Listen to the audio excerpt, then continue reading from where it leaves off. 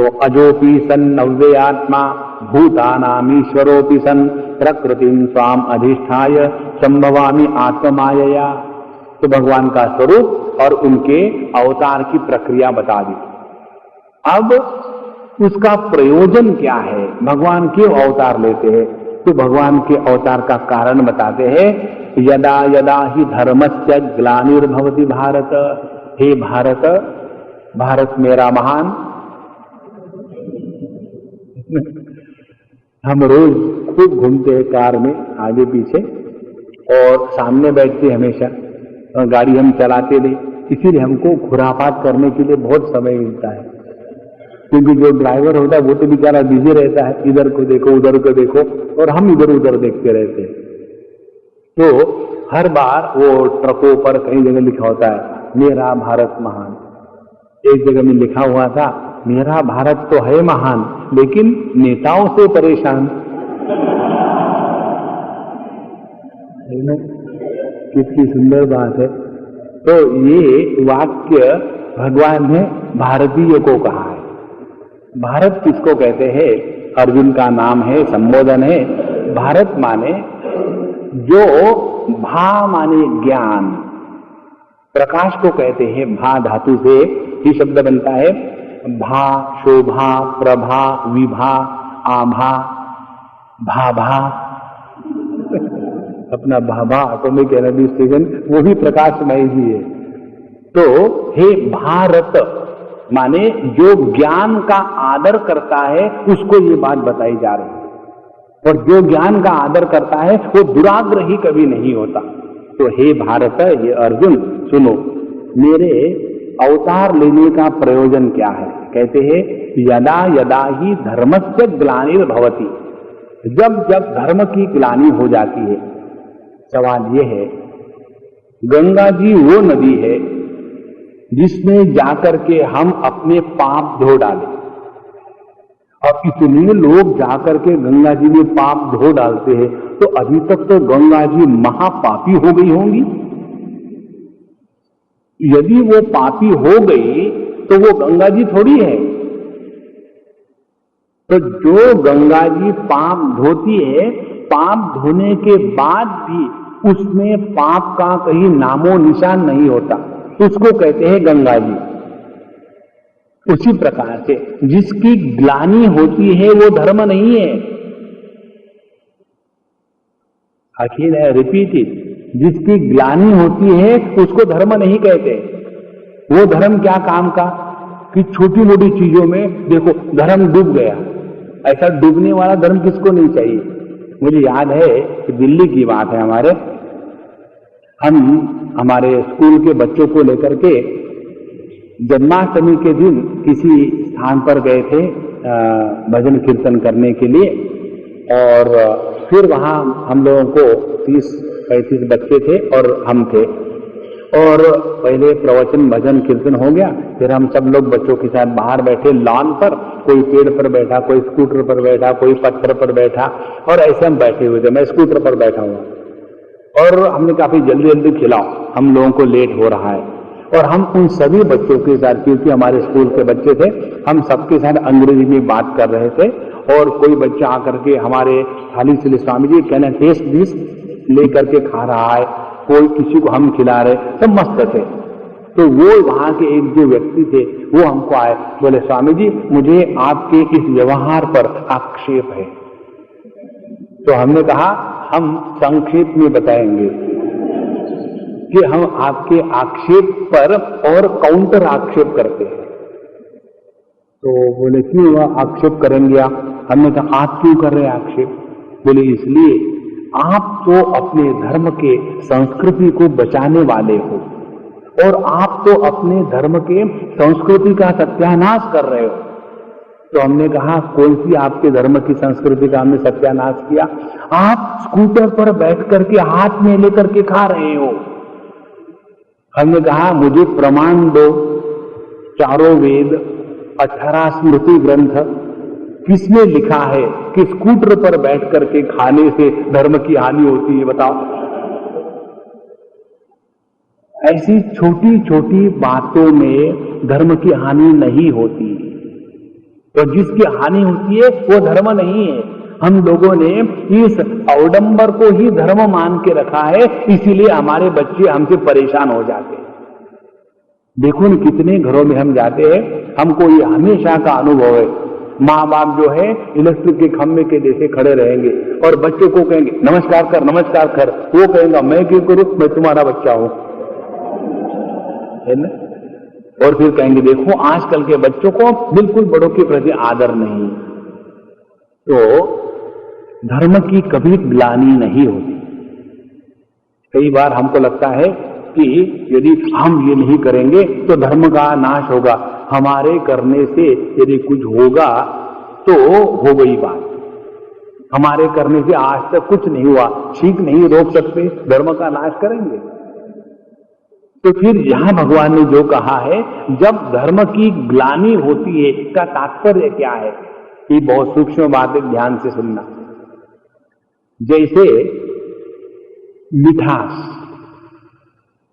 ये मिठास एक गुण है और ये गुण किसी वस्तु का आधार लेकर ही रहता है। इसी प्रकार से सौंदर्य, सौंदर्य भी किसी एक वस्तु का आधार लेकर ही रहता है। सिमेट्री, ये भी किसी वस्तु का आधार लेकर ही रहती है। उसी प्रकार से धर्म भी किसी के आधार से रहता है, अपने आप में धर्म नहीं रह सकता, धर्म हमेशा धर्मी का होता है। जैसे मिठास ये गन्ने का धर्म है, तो गन्ना हो गया धर्मी और मीठापन हो गया धर्म।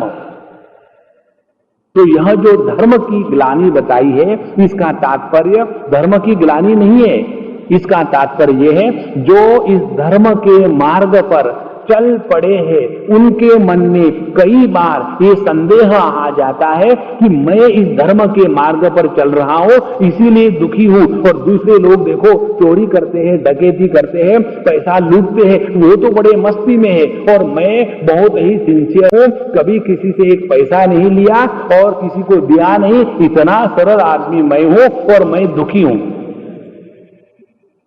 ये जब विचार जीवन में आने लग जाते हैं, कौन से, कि मैं धर्म के मार्ग पर चलने के कारण दुखी हूं, ये विचार जिस व्यक्ति के मन में आ जाते हैं उसको कहते हैं धर्म की ग्लानि हो रही है। धर्म की ग्लानि नहीं होती, धर्म के मार्ग पर चलने वाले व्यक्तियों के अंतःकरण में धर्म के प्रति जो आस्था, आस्तिक्य भावना है, उसमें जब चोट लगती है तब कहते भगवान कि ये धर्म के मार्ग पर चलने वाले जब अधर्म का समर्थन करने लग जाते हैं तब उसको कहते धर्म की ग्लानि हो गई। देखो कितनी सरल बात भगवान ने बताई, यदा यदा ही धर्मस्य ग्लानिर्भवति भारत। अब जो व्यक्ति धर्म के मार्ग पर चलने चाहिए वही यदि धर्म के मार्ग पर चलते समय उनमें अपने इस मार्ग के प्रति आत्मविश्वास नहीं हो, अपने इस मार्ग पर चलने के प्रति जिनमें स्वयं में निष्ठा का अभाव हो, वो क्या दूसरे को बताएगा। एक बार किसी ने हमारे स्वामी जी से कहा था कि आप ये सन्यास के मार्ग पर आ रहे हैं, लेकिन इस सन्यासियों के बीच में तो बहुत सारी गंदगी फैली हुई है, आप क्यों आए इस मार्ग पर। तो हमारे स्वामी जी ने कहा इसीलिए मैं आया। क्यों आया, नहीं इसीलिए आया। हमको याद है हम एक बार दिल्ली से आ रहे थे और वो सिक्योरिटी का जो चेक होता है एयरपोर्ट पर, तो हमारा छोटा सा बैग था वो हमने दे दिया एक्सरे के लिए, और हम जब जा रहे थे तो वहां मेन रूप से जाट लोग हैं सिक्योरिटी में, हरियाणा के वो लोग हैं। तो उनके बारे में हमारे एक मित्र है जाट, बड़े घनिष्ठ मित्र हैं, उन्होंने हमको बताया, बोले हम जाट लोगों की विशेषता मालूम है क्या है। हमने कहा क्या है बताओ। बोले पढ़ा लिखा जाट 16 दूनी 8। तो ऐसे वो पुलिस महाराज वहां सिक्योरिटी में थे। तो जब हम वहां गए उन्होंने देखा आप कौन से स्वामी हैं। उन दिनों में चंद्रा स्वामी लेटेस्ट थे। तो जब उन्होंने हमको पूछा आप कौन से स्वामी हैं, तो हम भी कोई कच्चे गुरु के चेले नहीं, हमने कहा हम सूर्या स्वामी हैं। बोले हाँ, फिर कोई बात नहीं। अब देखो, स्वामी शब्द को लेकर के यदि समाज में कोई गलत धारणा बन गई है तो उसका कारण क्या है कि ये सन्यास के मार्ग पर चलने वाले लोगों ने उस सन्यास के मार्ग का अवमान किया, इसीलिए कहते हैं लोग। तो उसमें सन्यास मार्ग का कुछ नहीं बिगड़ा, सन्यास मार्ग पर चलने वाले जो व्यक्ति है उनका बिगड़ रहा है। इसको कहते हैं धर्म की ग्लानि। यदा यदा ही धर्मस्य ग्लानिर्भवति भारत। अब देखो, हमारा धर्म जो है उसके अनुसार चलना, इससे बढ़कर के जीवन में और कोई सरलता नहीं है। जैसे यदि हम विद्यार्थी है तो पढ़ाई करना हमारा धर्म है, यदि हम है गवर्नमेंट ऑफिसर तो ऑफिस में जाकर के ठीक से काम करना हमारा धर्म है, यदि हम हाउस वाइफ है तो house that I am wife, ये प्रश्न नहीं है। हाउस वाइफ का अर्थ ये निकालते हैं अंग्रेज लोग। हाउस वाइफ का अर्थ है कि हम यदि घर में रहते तो अपने घर को बढ़िया ऐसा बनावे कि बाहर से आने वाला तरसे कि मुझे घर जाना है, ऐसा नहीं बाप रे शाम हो गई फिर घर जाना है। यदि पति अपना धर्म के अनुसार चले, पत्नी अपने धर्म के अनुसार चले, बच्चे अपने धर्म के अनुसार चले, तो क्यों घर में शांति प्रेम नहीं होगा? हम यही सोचते रहे हमेशा, there should be equality. Equality किसमें होगी? स्त्री को स्त्री बनकर के रहने में जो आदर, स्वातंत्र्य और सुंदरता है वो आदमी बनकर के रहने में नहीं है। ये जो कहने वाले हैं ना कि हम स्त्री पुरुषों को एक करना चाहते हैं, ये असंभव है। प्रकृति ने हमको ऐसा बनाया है, आप प्रकृति को बिगाड़ के दिखाओ। तो मनुष्य का जो जन्म हुआ है उसमें इस प्रकार के भेद निर्माण करने के लिए नहीं। और ऐसा देखेंगे आप, जहां जहां ऐसे झगड़े होते हैं ना, उसी घर में अशांति होती है। यदि मैं स्वामी हूं, सन्यास मार्ग पर चलने वाला हूं, और मैं ये कहूं क्योंकि मैं ऐसा क्यों रहूं, जैसे गृहस्थ लोगों की बीवी होती है वैसे सन्यासियों की भी होनी चाहिए। अरे महाराज, ये आपके धर्म के अनुसार नहीं है। यदि आपको ऐसा करना है तो इस सन्यास का त्याग कर दो, शादी कर लो, दिन भर दुखी रहो, किसे ना कहा आपको। धर्म का पालन करना माने जो हमको करना चाहिए वही करना। अब देखो, इसमें इतना आनंद है, इतनी शांति है, इतना प्रेम है, लेकिन हर बार हमको ऐसे लगता है कि वो जब करते तो हम क्यों नहीं करें, वो करते तो हम क्यों नहीं करें। एक बार हमारे युवा केंद्र का कैंप था आश्रम में, और एक लड़की ने युवा केंद्र की, हमारे यहाँ के युवा केंद्र के जो लड़के होते हैं उनको चिक्स कहते हैं और लड़कियों को चिक्की कहते हैं। तो एक चिक्की ने हमको प्रश्न पूछा कि स्वामी जी, लड़कियों को गायत्री मंत्र क्यों नहीं कहने देते? तो हमने कहा इसका कारण ये है क्योंकि शास्त्र चाहते हैं कि लड़कियां गायत्री का मंत्र बड़ा प्रेम से, आदर से करे, लेकिन उनको जो जो बताया शास्त्रों ने तुम ये करो तो वो नहीं करेगी। इसीलिए इनको बताया तुम गायत्री का मंत्र मत पढ़ो तो हम पढ़ेंगे, और इस प्रकार से वो करवा लेते। अब जो बात हमारे लिए है उसको तो हम नहीं करेंगे, और जो बात हमारे लिए नहीं है वही हम करेंगे। धर्म का अर्थ यही है। जैसे हाथ खाना खाते उठाते हैं, पैर जमीन पर रास्ते पर चलते हैं, तो इसमें किसी का अपमान थोड़ी है, ये तो सब एक ही शरीर के अंग है।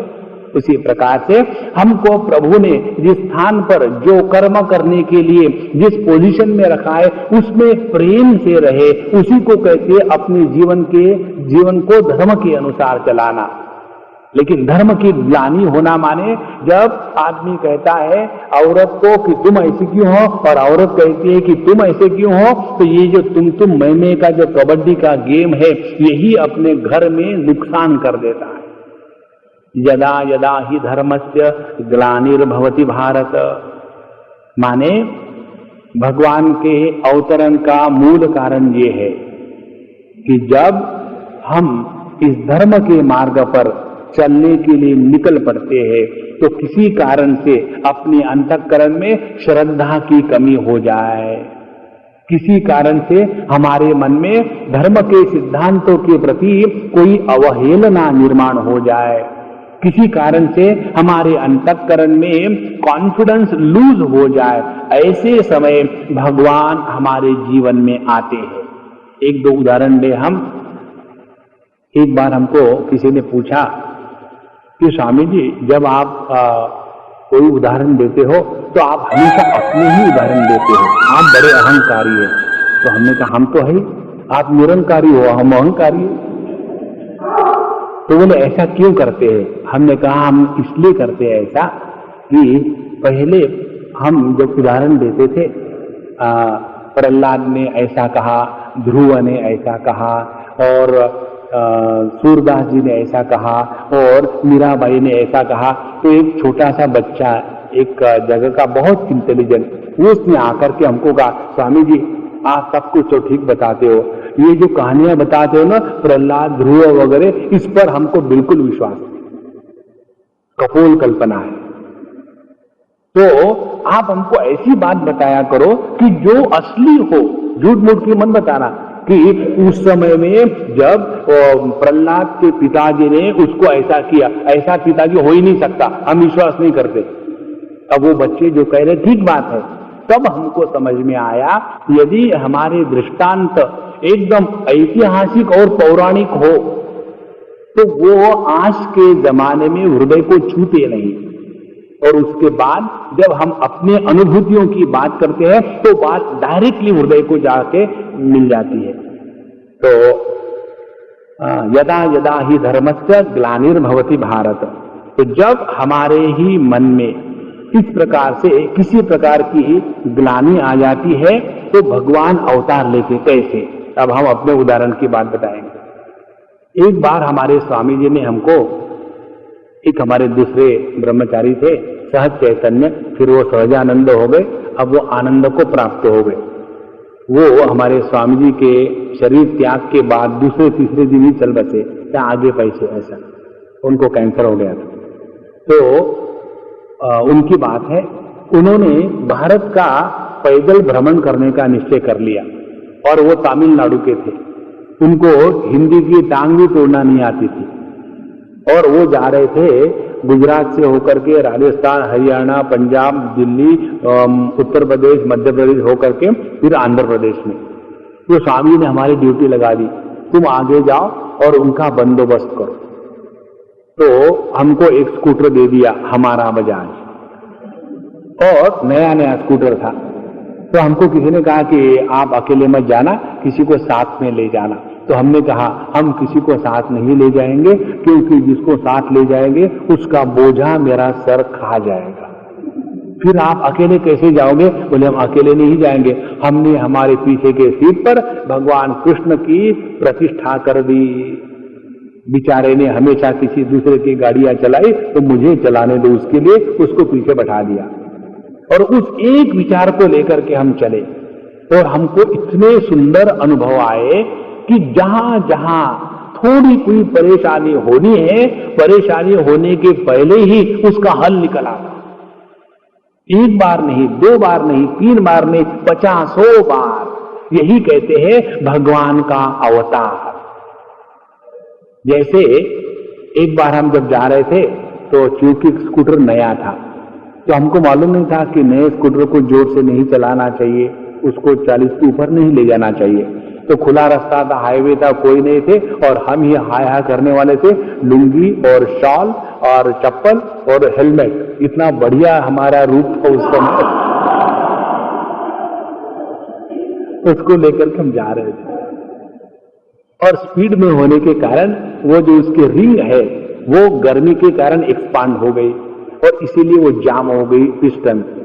तो जैसे जाम हो गई तो हिंदी सिनेमा में जैसा ब्रेक लगता है ना कार का, कर्र ऐसा लग गया और हम ऐसा बड़े मुश्किल से जाकर के रुक लिए और हमको कुछ मालूम ही नहीं अंदर में क्या होता है।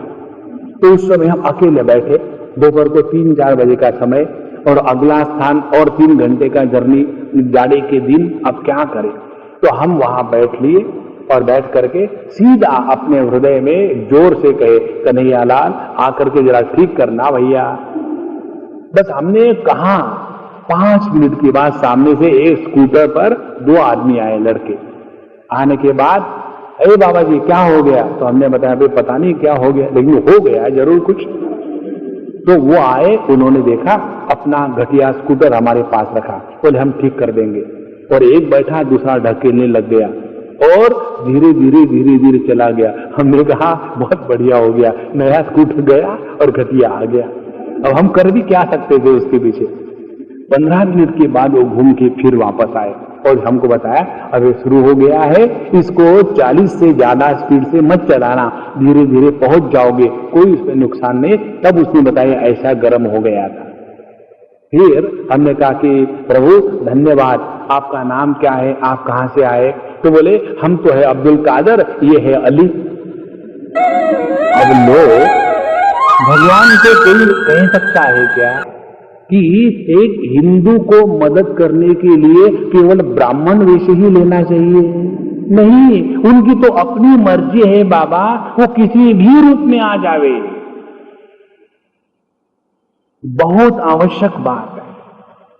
जब ये बात हृदय में बैठ जाती है ना, तब अपने दृष्टि से ये जो छोटी छोटी बातें हैं, हिंदू, मुसलमान, क्रिश्चियन, अपना पराया, आमची मुंबई, आम माने मैंगो, आमची मुंबई मैंने ऑर्डिनरी मुंबई, नॉट स्पेशल, खास चीज नहीं। ये सब चीजें दिमाग से निकल जाती है और फिर देखो जो शब्द है वसुधैव कुटुंबकम, उसका जो आनंद है तब हृदय में आने लग जाता है। इसको कहते हैं भगवान के अवतरण की प्रक्रिया।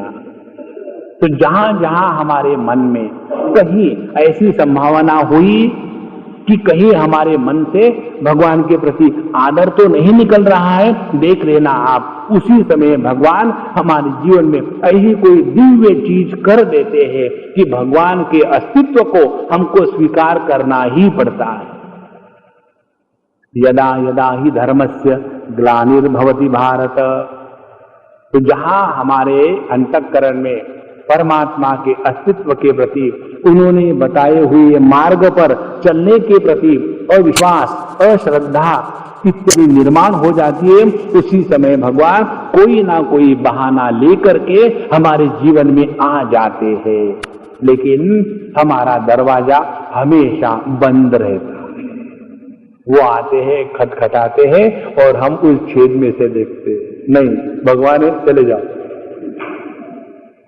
है ना? अच्छा, और दूसरा कारण, माने भगवान के अवतरण का पहला कारण क्या है? पहला कारण ये है कि जो आध्यात्मिक मार्ग पर चल रहे उनको मदद करना, ये पहला कारण है। इसीलिए कितने लोग हमको पूछते हैं कि ये बताइए क्या इस दुनिया में अभी बुराई कम है, भगवान अवतार नहीं लेते? अरे भैया, भगवान झाड़ू लगाने के लिए थोड़ी आते हैं, गंदगी हम करेंगे, झाड़ू भगवान लगाएंगे। भगवान के अवतार का मुख्य प्रयोजन है जब साधु संत बढ़ जाते हैं समाज में, और यदि उनमें से किसी के मन में इस धर्म के मार्ग के प्रति अश्रद्धा हो जाए, तब भगवान अवतार लेते हैं। भगवान साधु संतों के लिए अवतार लेते हैं, चोर उच्चकों को हटाने के लिए नहीं, वो तो बाय प्रोडक्ट है। भी अपनी साधना है अपने जीवन में, उसमें यही ध्यान रखें कि हम अपने में छिपा हुआ जो ऐश्वर्य है उसको जागृत करें। और भगवान का जो ऐश्वर्य है वो क्या है? कल हमने आपको बताया, बहुत सरल है। जीवन से डर निकल जाता है, सबके प्रति स्वाभाविक प्रेम बढ़ने लग जाता है और व्यक्ति कभी भी दुखी नहीं होता। ये 3 बातें जब जीवन में आ जाती है तब समझ लेना यह जीव अभी धीरे धीरे अपने सभी उपाधियों पर नियंत्रण ला रहा है। अजोपि सन नव्यात्मा भूतानाम ईश्वरोपि सन प्रकृतिम स्वाम अधिष्ठाय। जब हम अपने प्रकृति को अपने नियंत्रण में रखते हैं तब समझ लेना भगवान का अवतार हो गया। संभवामी आत्ममाया। अब भगवान के अवतार का प्रयोजन क्या है, किस कारण भगवान का अवतार होता है? 7वां श्लोक।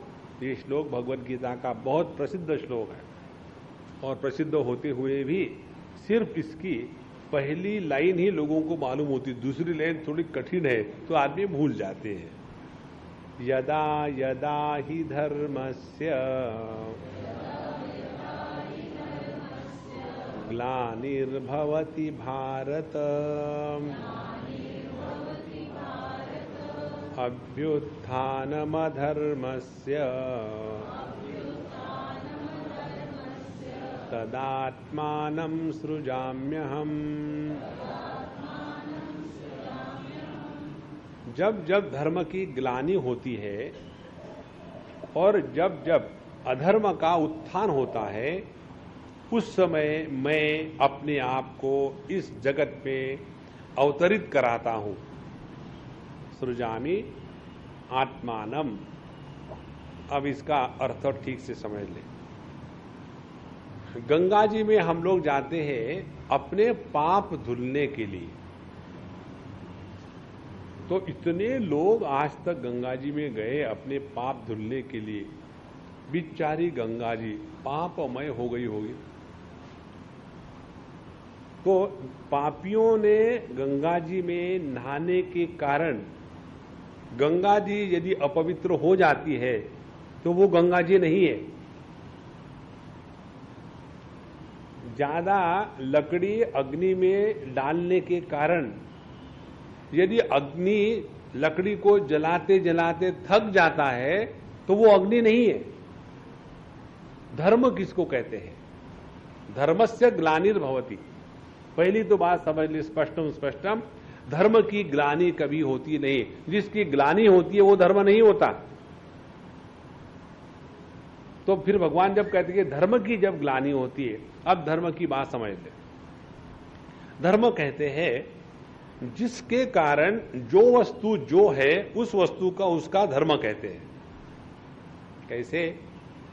तो मिठास के कारण चीनी चीनी है या शुगर शुगर है, इसीलिए मिठास इस चीनी का धर्म हो गया। उसके बाद तीखेपन के कारण कोल्हापुरी मिर्ची है, इसीलिए तीखापन उसका धर्म हो गया।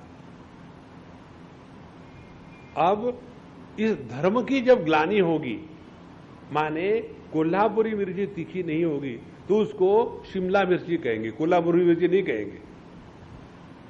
और यदि यह चीनी मीठी नहीं रहेगी, खट्टी होगी, तो उसको इमली कहेंगे, चीनी नहीं कहेंगे। तात्पर्य क्या है? धर्म की ग्लानि असंभव है। अब धर्म किसको कहते हैं? दूसरे प्रकार से देखें, हमारा मनुष्य का एक धर्म है और वो धर्म है सनातन धर्म।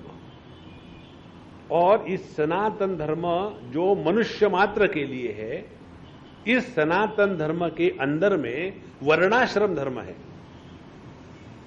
जैसे ट्रैफिक रूल्स होने चाहिए, ये हो गया सनातन धर्म।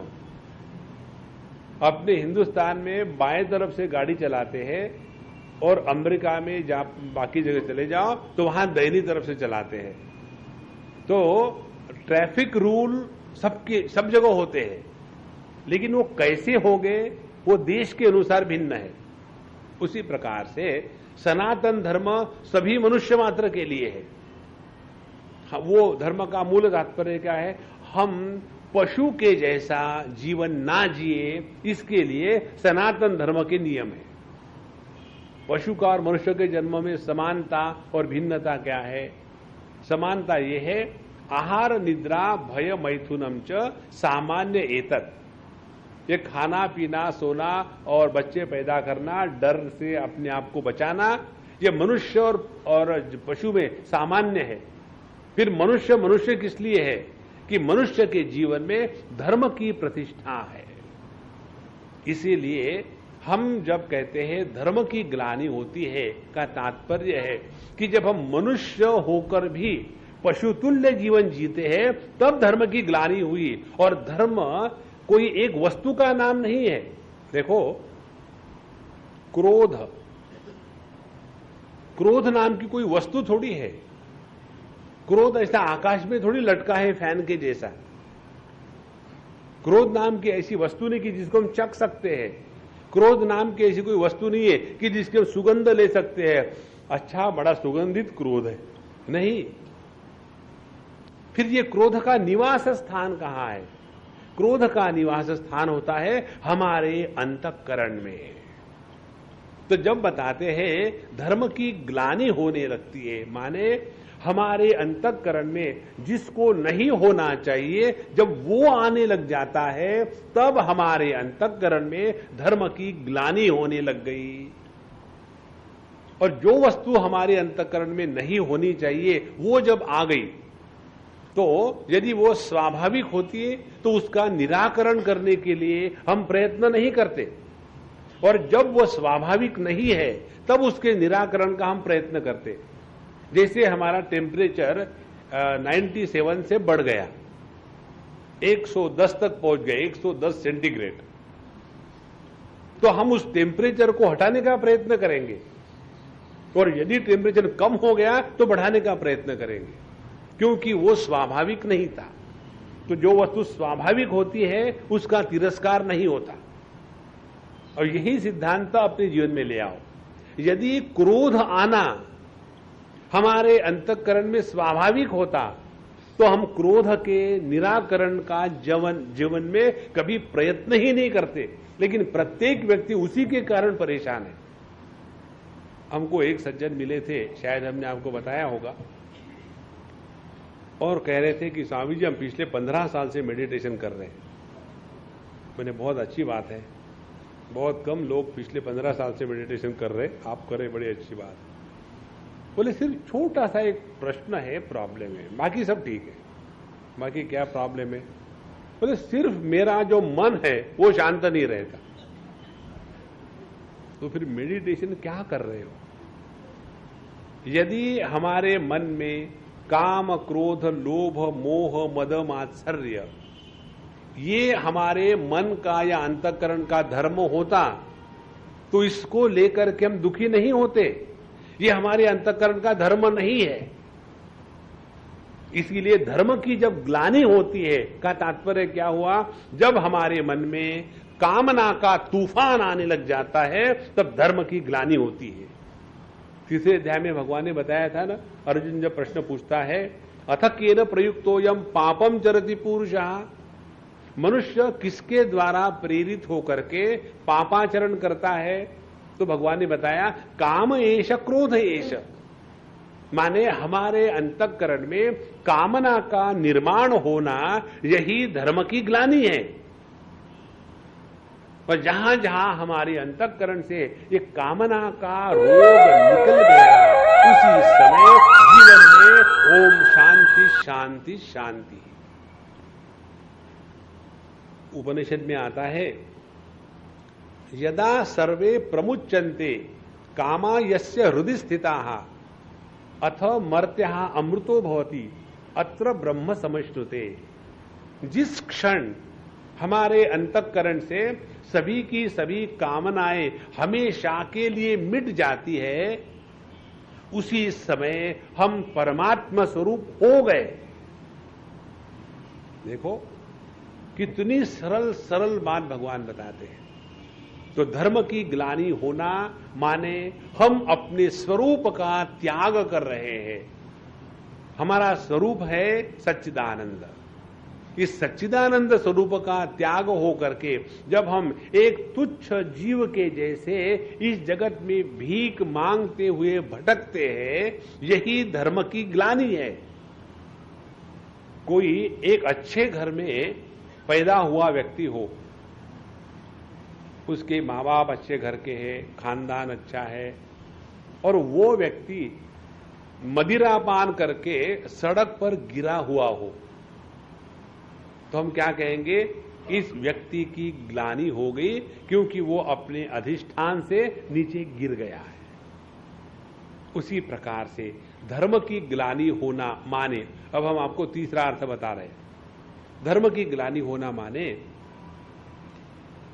कई बार ये बात हमको सुनने को आती है, लोग कहते हैं जैसे स्वामी जी आजकल बिना करप्शन से कुछ नहीं चलता, करप्शन के सिवाय इंडिया में कोई चीज मुंह नहीं होती। अब देखो, करप्शन बुरा है लेकिन उसके सिवा कुछ होता नहीं, इसीलिए हमने करप्शन को स्वीकार कर लिया। तो बुरी चीजों को अपने जीवन में स्वीकार कर लेना, उसी को कहते हैं धर्म की ग्लानि होना। देखो, और यदि हम अपने जीवन में सिद्धांतों को लेकर के, अपने जीवन के मूल्यों को लेकर के चलेंगे, तब जाकर के धर्म की ग्लानि नहीं होगी। इसीलिए जब भगवान कहते हैं यदा यदा ही धर्मस्य ग्लानिर्भवति, तो धर्म कहीं रास्ते में भटक नहीं रहा है, धर्म कहीं पुस्तकों में छिपा हुआ नहीं है, धर्म है मनुष्य के हृदय में। जब मनुष्य का हृदय सन्मार्ग से बिछड़ करके गलत मार्ग में लग जाता है, तब उस धर्म की ग्लानि होती है उसी व्यक्ति के जीवन में। और ऐसे जब एक समाज के सभी व्यक्ति उसी प्रकार से गलत मूल्यों को अपने जीवन में लाना शुरू कर देते हैं, तब हम कहेंगे उस समाज में धर्म की ग्लानि हो गई। अब देखो, अपने ही हिंदुस्तान की बात करो।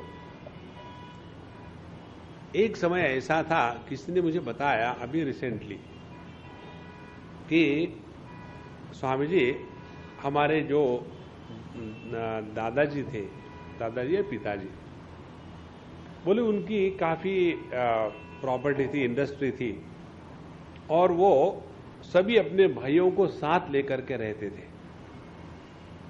और उसके बाद ये हुआ कि बीमार हो गए। बीमार होने के बाद वो एकदम बिल्कुल ऐसे बेहोश से रहते थे, कभी कभी होश में आए, बाकी बीमार हो गए।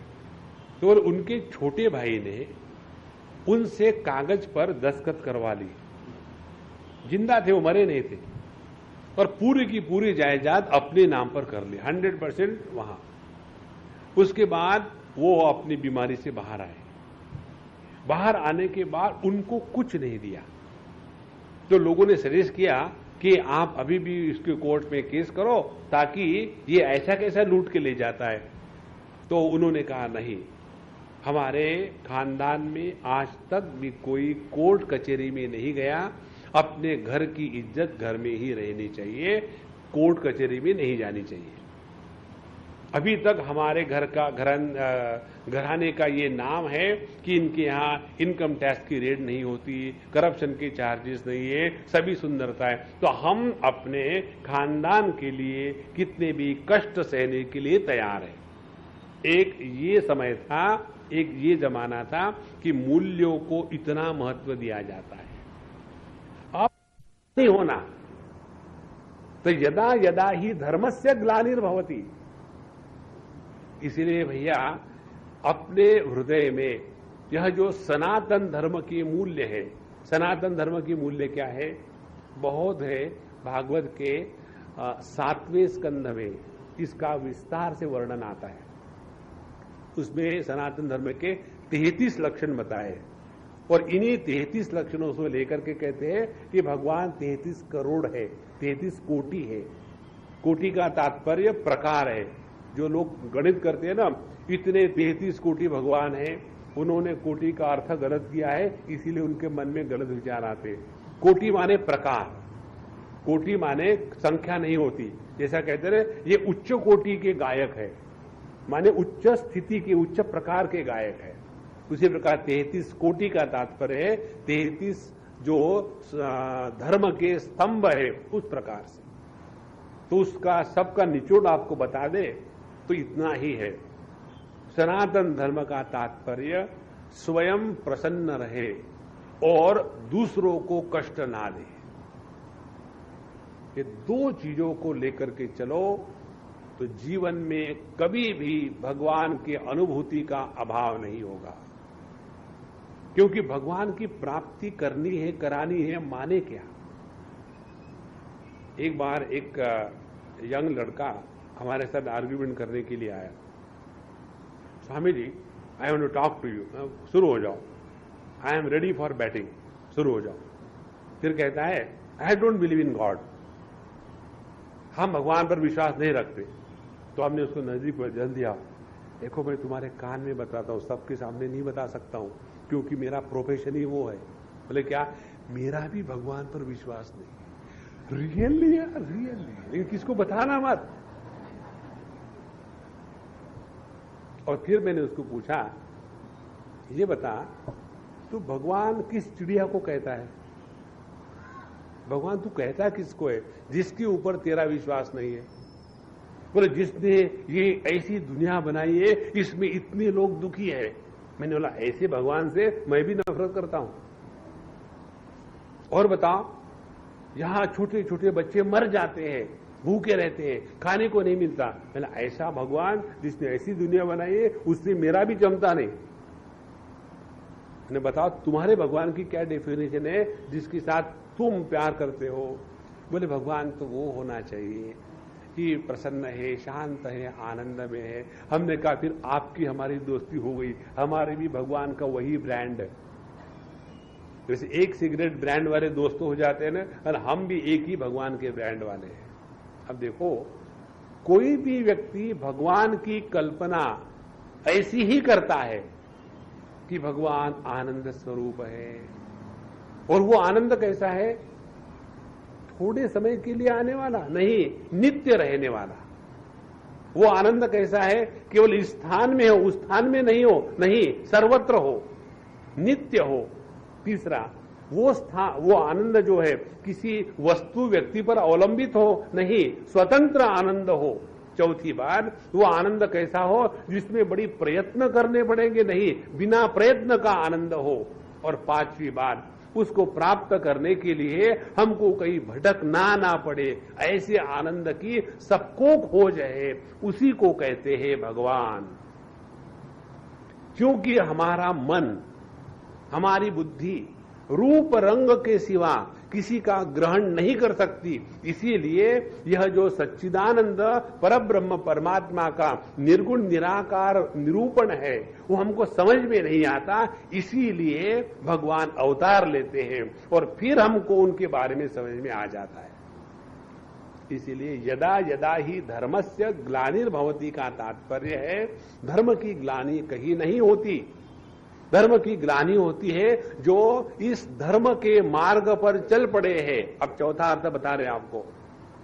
जो धर्म के मार्ग पर चल पड़े हैं, चलते चलते जीवन में कठिनाइयां आएगी, लेकिन जब जीवन में कठिनाइयां आती है तब व्यक्ति टूट जाता है। जैसे व्यक्ति आध्यात्मिक मार्ग पर चल पड़ता है, और जब आध्यात्मिक मार्ग पर चल पड़ो ना, तो अनेक कठिनाइयां आएगी। यदि आप घर में हो, यदि आप बहू हो, तो सबसे पहली कठिनाई होगी सास की। और यदि आप ज्यादा भाग्यवान हो तो आपके घर में अस्थमा भी होगा। केवल सास ही नहीं, उसकी भी मां होगी, और दोनों मिला करके आपकी खूब धुनाई करेंगे। और फिर सोचेंगे, देखो बाकी लोग ऐसे हैं कि किसी की फिक्र नहीं करते, वो बड़े सुखी है, and I am sentimental and everybody crushes me down, दुखी हो जाओ। देखो, जब हम कोई भी सत्कार्य हाथ में लेंगे तो कठिनाइयां जरूर आएगी। और सबसे बड़ा सत्कार्य क्या है? इस सद्वस्तु को पहचानना, ये सबसे बड़ा सत्कार्य है। इस परमात्मा की खोज के लिए निकलो, तो हम आपको गारंटी देते हैं जीवन में अनेक समस्याएं, अनेक प्रॉब्लम्स आएंगे। यदि ये कल्पना करें कि हम आध्यात्मिक मार्ग पर निकल पड़े हैं, तो तुरंत सभी के सभी लोग आकर के हमको माला पहनाएंगे और हमको बड़ा नमस्कार चमत्कार करेंगे, और फिर हमको खाने पीने को अच्छा मिलेगा।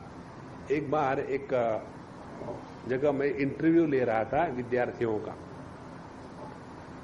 और उनको सिलेक्ट करने के लिए वेदांत कोर्स के लिए। तो हमने, बंगाल की बात है, कलकत्ते की, तो इंटरव्यू लेने के बाद उसने कहा कि स्वामी जी मुझे भी आपसे कुछ पूछना है। मैंने पूछो, अलाउड है। उसने कहा कि लोग कहते हैं कि जब भगवान के मार्ग पर निकल पड़ो तो भगवान हमारे खाने पीने की, कपड़े की, दवाई की, सबकी व्यवस्था कर देते हैं। तो ना, हाँ ठीक बात है। बोले फिर मेरे भी बारे में वैसा होगा क्या? तो हमने कहा नहीं। बोले क्यों? कि तुम निकले कहां हो भगवान के लिए? तुम निकलने के पहले ही विचार कर रहे हो कि कपड़ा, खाना, पानी मिलेगा कि नहीं। तो तुम्हारे मन में भगवान है कहां? देखो, इसीलिए इस मार्ग पर निकल पड़ो तो अपने हृदय में वो हिम्मत होनी चाहिए।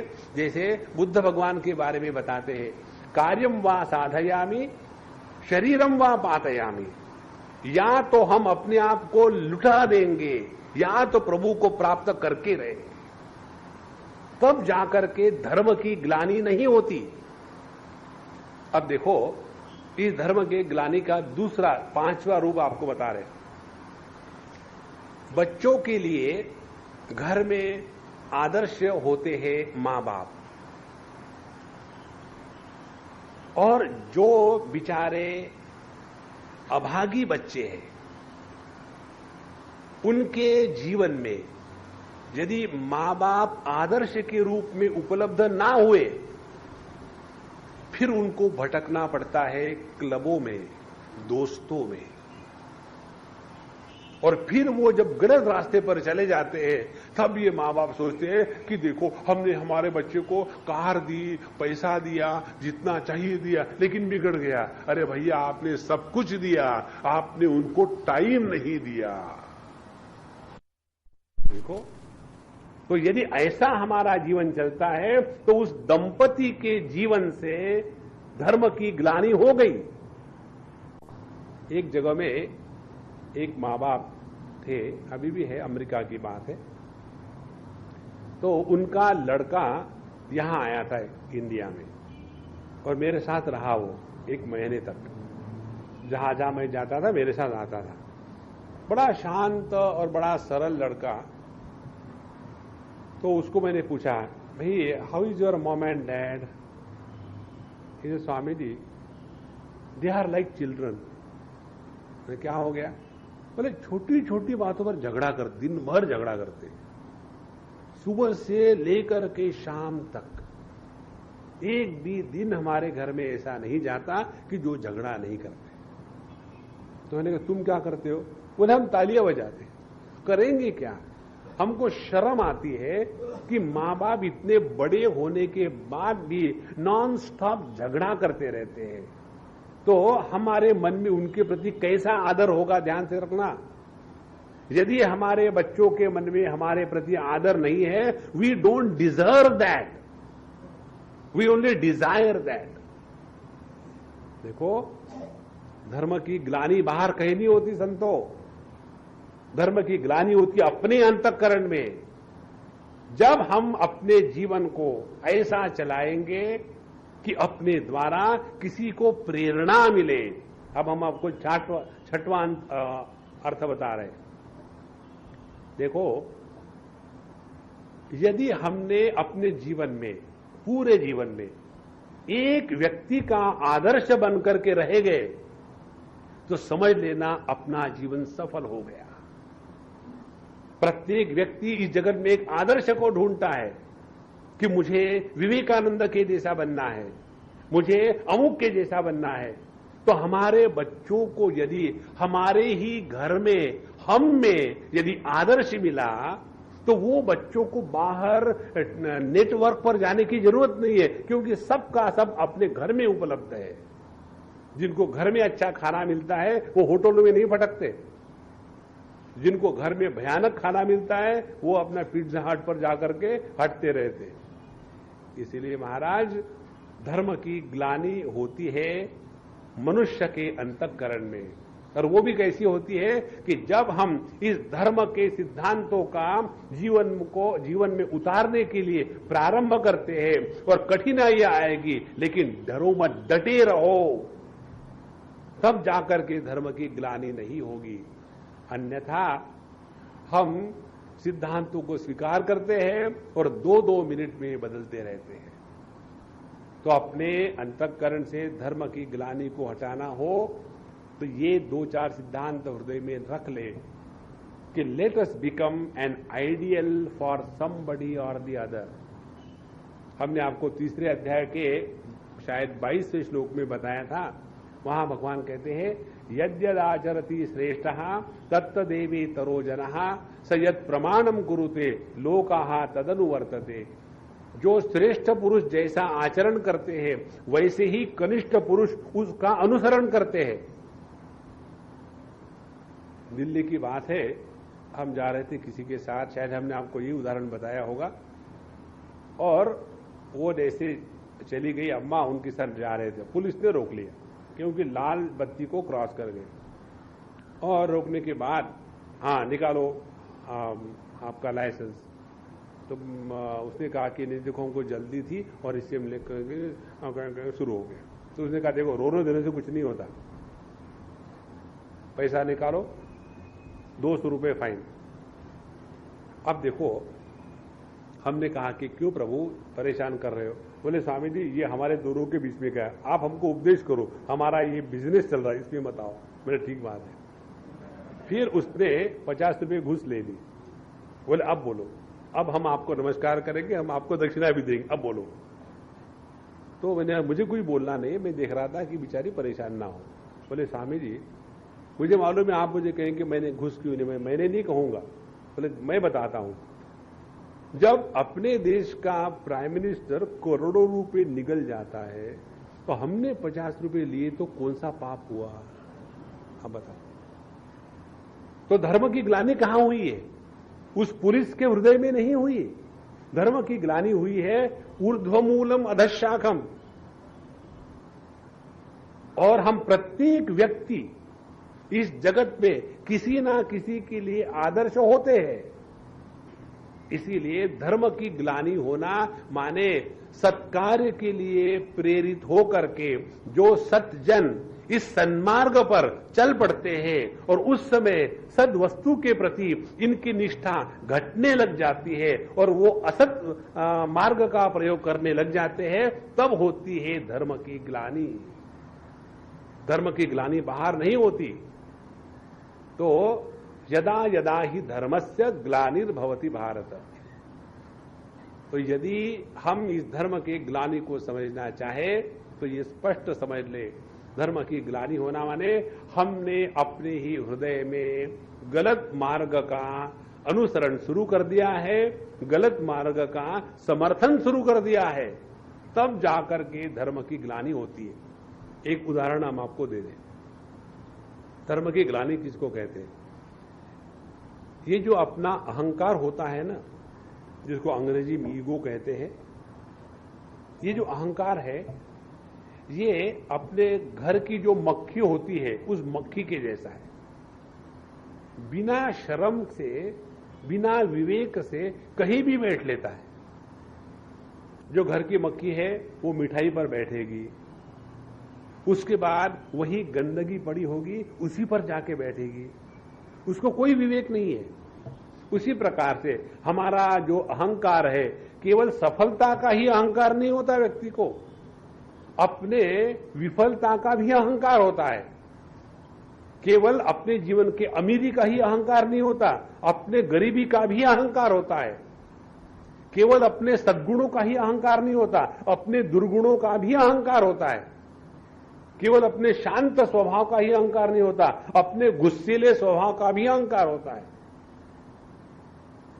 तो जब हम अपने गलत आचरण को, विचारों का समर्थन करने लग जाते हैं, तब हो गई धर्म की ग्लानि। जैसे एक सज्जन हमको बता रहे थे, स्वामी जी हमारे घर में हर चीज नियम से चलती है, कोई भी चीज ऐसी नहीं कि चल रही, बिल्कुल हर चीज नियम से। और सब बच्चों को पता है जब डैडी आते हैं तो इतने कांपते हैं वो। Everybody goes to their table, they start studying, क्योंकि उनको मालूम है डैडी का गुस्सा माँ ने एकदम ठिकाने पर लगा देता है। अब मुझे बताओ, मेरा गुस्सा इतना भयानक है, ये कोई अच्छी बात है क्या?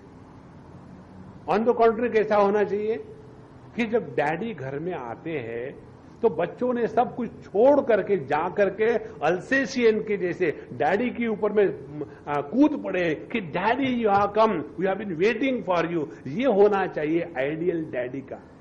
लेकिन इस डैडी को हिटलर होने का बड़ा शौक है। मैं इतना गुस्सा करता हूं, अरे बुराई का क्या अभिमान करना है। जब हम अपने जीवन में बुराई का समर्थन करते हैं, अभिमान करते हैं, तब समझ लेना धर्म की ग्लानि हो गई है। देखो, इसीलिए यदा यदा ही धर्मस्य ग्लानिर्भवति भारत। तो धर्म की ग्लानि भैया बाहर कहीं नहीं होती। जब हमारे अपने शास्त्रों पर का विश्वास डगमगाने लग जाता है, तब धर्म की ग्लानि हो रही है। जब हमारा अपने गुरुजनों के प्रति जो श्रद्धा होनी चाहिए, आदर होनी चाहिए, उसमें हमारी श्रद्धा आदर डगमगाने लग जाती है, तो धर्म की ग्लानि हो रही है। जब हमारे इष्ट देवता के प्रति, भगवान के प्रति हमारे मन में संदेह आने लग जाते हैं, तब धर्म की ग्लानि हो रही है। और सबसे बड़ी धर्म की ग्लानि है जब व्यक्ति का आत्मविश्वास टूट जाता है, तो धर्म की ग्लानि हो चुकी है।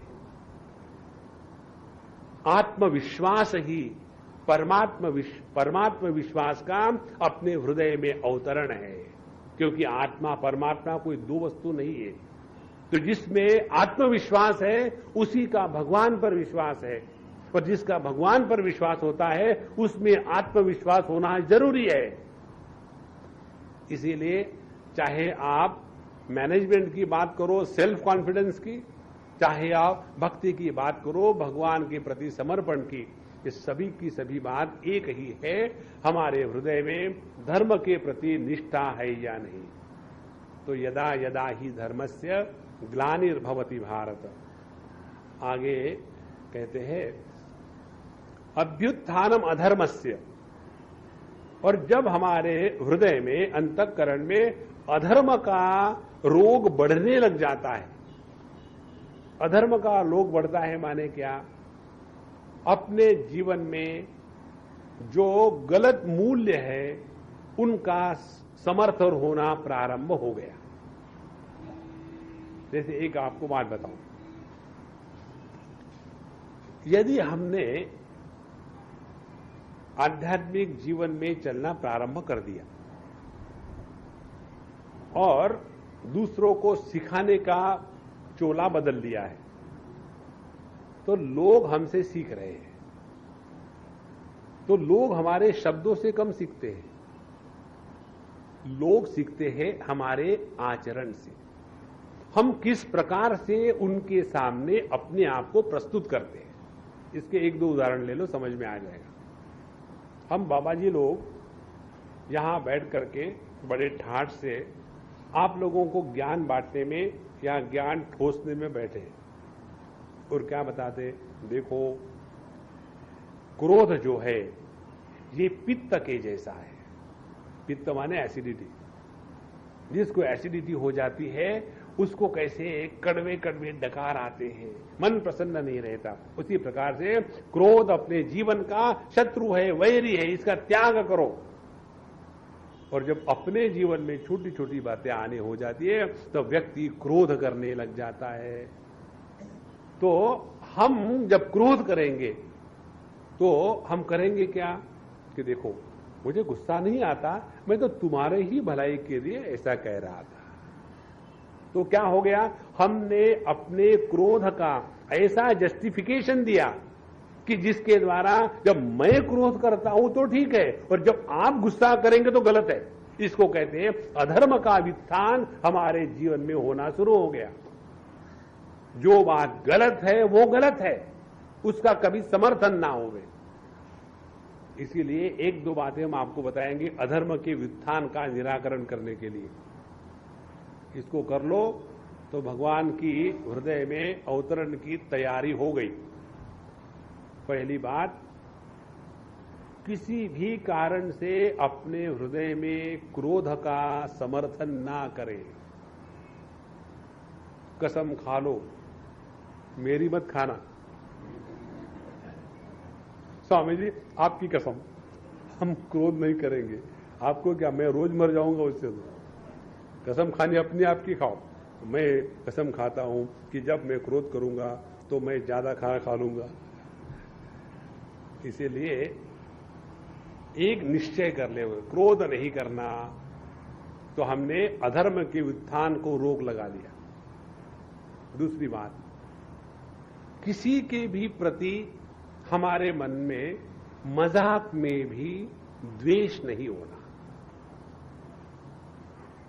हम जाते हैं हमारे शिरडी को, जब जब वो बाबा हमको बुलाते हैं जाते हैं, और जितने भी बार गए हैं, एक बार एक सज्जन ने हमको पूछा, स्वामी जी आप क्या मांगते हो बाबा से? तो हमने कहा आज तक एक ही चीज मांगी है, उन्होंने वो हमको भरपूर दी है। और वो क्या चीज है कि हमारे अंतःकरण में इस जगत के किसी भी वस्तु व्यक्ति के प्रति मजाक में भी द्वेष ना होवे। चाहे कोई हमको गाली दे, हम पर बड़ा गलत इल्जाम लगाए, हमारा किसी प्रकार के नाश करने में लग जाए, लेकिन फिर भी हे भगवान हमको एक ही प्रार्थना है आपसे कि हमारे मन में किसी के भी प्रति मजाक में भी द्वेष ना होवे। ये जीवन की बहुत बड़ी उपलब्धि है। जिसके हृदय में द्वेष नहीं होता, द्वेष के अंगारे नहीं होते, द्वेष की अग्नि नहीं भभकती, उसी अंतःकरण में परमात्मा के अवतरण की तैयारी होती है। इसीलिए अभ्युत्थानम अधर्मस्य, अपने हृदय में अधर्म का जब अभ्युत्थान होने लग जाता है तो व्यक्ति इन सब चीजों को बड़ा महत्व देने लग जाता है। तीसरी महत्व की बात, व्यक्ति ने अपने जीवन में डिसिप्लिन होना चाहिए, उसमें कोई डाउट नहीं है।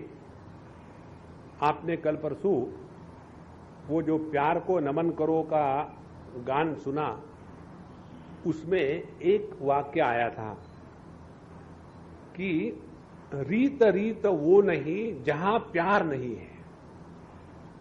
Discipline without love is bondage. Discipline होना चाहिए अपने जीवन में, दूसरों को जैसा है वैसा स्वीकार करें। लेकिन हमारी डिसिप्लिन क्या होती है? दूसरों में डिसिप्लिन होनी चाहिए, हम जैसे वैसे ठीक है। नहीं बाबा, ये गलत है। उसी प्रकार से परफेक्शन को लेकर के आदमी परफेक्टली मिजरेबल होते। परफेक्शन अपने जीवन में होना ही चाहिए, लेकिन दूसरे यदि परफेक्ट नहीं हो फिर भी उनको प्यार से स्वीकार करो, तब जाकर के अपने हृदय में अधर्म का अभ्युत्थान नहीं होगा।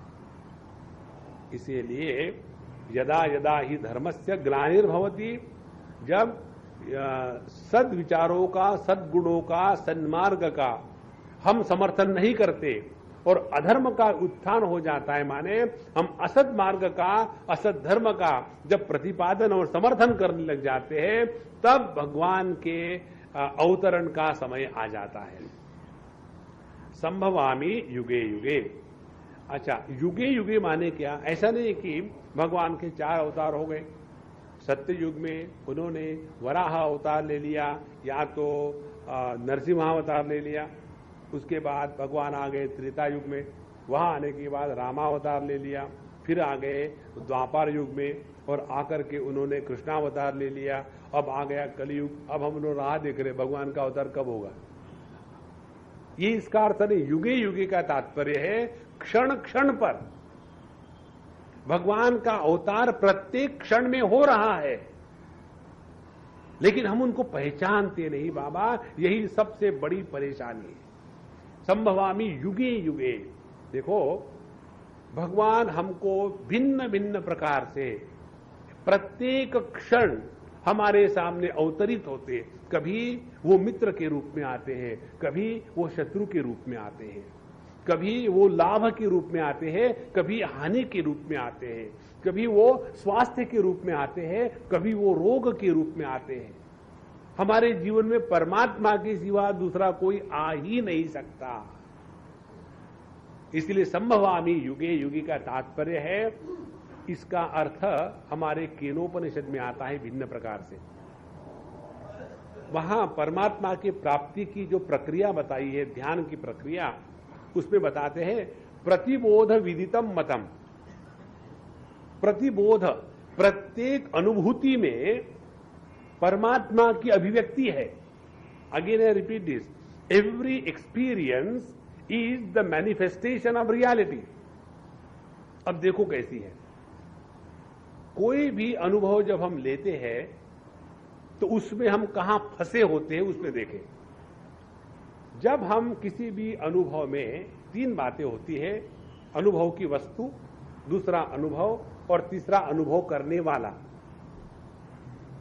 यदि हम किसी भी अनुभव करते समय अनुभव के वस्तु में फंसे हैं तो हम हो जाते हैं अनुभव के बाद जड़, क्योंकि वस्तु जड़ात्मक है। जब हम किसी भी अनुभव के करते समय यदि हम अनुभव कर्ता बन जाते हैं तो पापी और पुण्यवान बन जाते हैं। और जब किसी भी अनुभव में जड़ता का निर्माण नहीं होगा और भोक्तृत्व अभिमान या कर्तृत्व अभिमान इन दोनों का निर्माण नहीं होगा तो वो अनुभव जहां अनुभव करने वाला पैदा नहीं होता, ऐसे अनुभव कर्ता रहित अनुभव को ही परमात्मा कहते हैं। तो संभवामि युगे युगे का तात्पर्य क्या हुआ कि प्रत्येक क्षण हम केवल उसी अनुभव में रहे, कहीं भी अपने व्यक्तित्व को निर्माण न करें।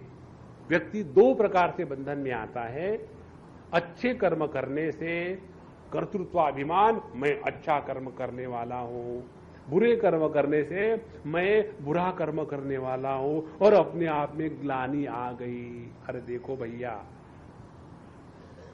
प्रत्येक अनुभूति से हमको यही सीखना है, क्या कहीं कर्तृत्वाभिमानी पैदा हो रहा है? यदि कर्तृत्वाभिमानी पैदा हुआ तो दो बातें होगी। अपने जीवन के अच्छाई को लेकर के व्यक्ति अपने आप को दूसरों से अलग समझने लग जाता है। जब हम अपने आप को दूसरों से अलग समझने लग जाते हैं, वो साधना में प्रगति नहीं है, वो रुकावट है। रुकावट के लिए फिर खेद भी होता है। और जब हम अपने जीवन में जो भी कुछ गलत हो गया है उसके कारण यदि ग्लानि निर्माण होती है तो वो ग्लानि भी कर्तृत्वाभिमान का ही लक्षण है। इसीलिए अपने जीवन में दोनों से बचना है, अच्छे कर्मों से अभिमान ना बने और बुरे कर्मों से ग्लानि ना निर्माण होवे। ये जब समझ में आ जाता है तब भगवद गीता के 18वें अध्याय का एक श्लोक समझ में आता है, यस्य नाहम कृतो भावः बुद्धि ही यस्य न लिप्यते हत्वापि स इमान लोकान न हंति न निबध्यते। जिसके अंतःकरण में अहंकृतो भावः नास्ति, मैं ये कर रहा हूं, ये भावना जब निर्माण नहीं होती, उसके जीवन में किसी भी प्रकार के पाप पुण्य निर्माण नहीं होते। और एक आपको बात बताए, व्यक्ति के जीवन में जब केवल अच्छाई ही अच्छाई रहती है ना, तो व्यक्ति एकांगी हो जाता है। एकांगी हो जाना माने क्या? अपने आप को सबसे अलग करके रख देना। देखो, आध्यात्मिक प्रगति का लक्षण स्वामी अखंडानंद जी महाराज ने बड़ा सरल बताया है। वो कहते हैं आध्यात्मिक प्रगति माने विशेषता प्राप्त नहीं करना है। विशेषता जब प्राप्त करते हैं हम, तब आध्यात्मिक प्रगति से गिर जाते हैं। आध्यात्मिक प्रगति किसको कहते हैं? सभी विशेषताओं का त्याग करके सामान्य से भी सामान्य बनना है। आध्यात्मिक प्रगति हाँ अलग हो, सबसे अलग है, हमारे दो सिंह और एक दुम आ गई, नहीं। जैसे पानी की जब कोई विशेषता नहीं होती तो वो सभी रंगों के साथ मिलता है, सभी आकारों में ढल जाता है।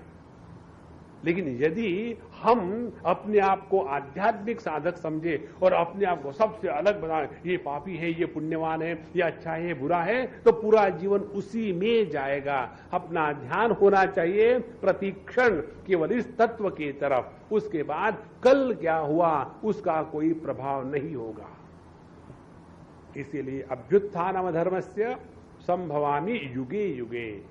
तो अपने प्रत्येक अनुभूति में परमात्मा की अभिव्यक्ति हो रही है, यहां जिसका ध्यान गया उसके जीवन से धर्म और अधर्म इन दोनों के वो परे चला गया। कठोपनिषद में नचिकेत प्रश्न पूछता है गुरु महाराज से, यमराज से, कि भगवान आप मुझे वो बताओ कि जो धर्म अधर्म की परे है। अब ये धर्म अधर्म में भी बहुत तंग आ गया, बहुत हो गया धर्म अधर्म। अन्यत्र धर्मात् अन्यत्र अधर्मात्, अन्यत्र अस्मात् कृताकृतात्, अन्यत्र भूताच्च भव्याच्च यत् तत्पश्यसि तद्वद। ये धर्म अधर्म में कभी भी इससे हम निकल नहीं सकते। एक ही कर सकते, धर्म अधर्म की ऊपर उठ जावे। धर्म अधर्म के ऊपर उठना माने अपने व्यक्तित्व का परमात्मा के चरणों में समर्पण करना। सुषुप्ति अवस्था में जब हम होते हैं और उस समय हमारी लात किसी को लग जाए, बड़े को लग जाए, तो अधर्म नहीं होता। और यदि हम सुषुप्ति अवस्था में हैं और ऐसा हमारा हाथ लग गया और उससे पानी उलट गया और वो पानी किसी के मुंह में पड़ा और उसकी प्यास बुझ गई, तो हमको पुण्य नहीं लगेगा, क्योंकि वहां कर्तृत्वाभिमानी नहीं है।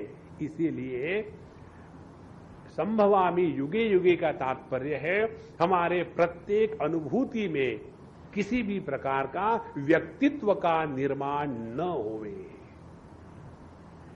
जब इस प्रकार से हम चलते हैं तब हमको ये श्लोक समझ में आया, यदा यदा ही धर्मस्य ग्लानिर्भवति भारत अभ्युत्थानम अधर्मस्य तदात्मानं सृजाम्यहम्। तदा आत्मानं सृजामि, सृजामि माने मैं अपने आप को अभिव्यक्त करता हूं। अच्छा, इसके बाद तो ये तो हो गया प्रयोजन।